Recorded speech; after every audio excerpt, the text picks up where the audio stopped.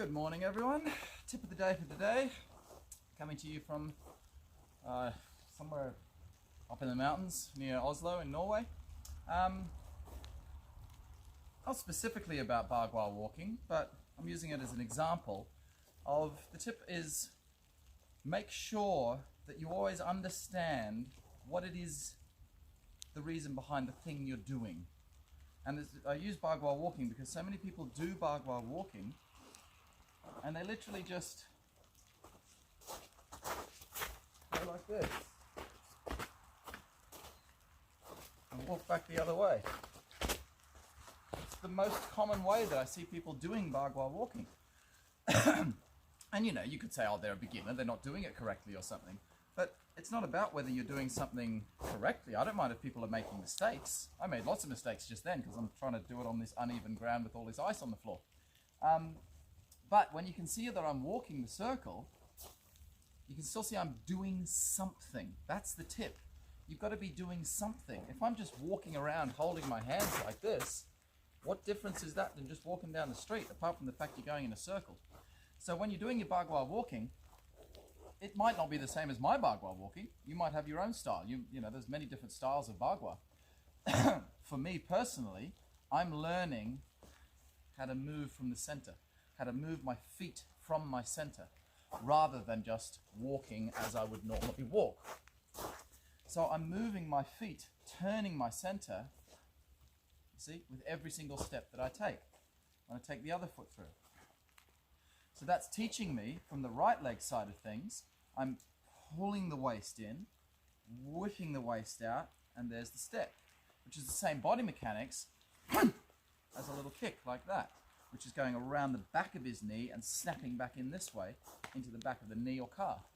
And then of course with the inside leg, it's your old cross kick. So again, I'm turning the hip in, throwing it out, and there's the step. So that's your old one of these type of kicks.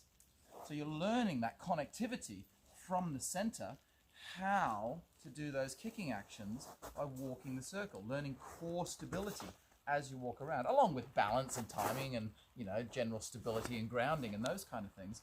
But it's so much more than just walking around in circles. So whatever style of Bagua you practice, ask your teacher, what exactly am I learning from walking the circle?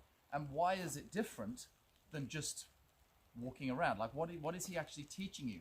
If he says, oh, you know, makes up some mystical thing of what you're learning, but tells you learn that from just walking around the circle, well, ask more questions. Always ask questions. That's probably, I could probably name that as number 2 tip of the day. Always ask your teacher lots and lots of questions.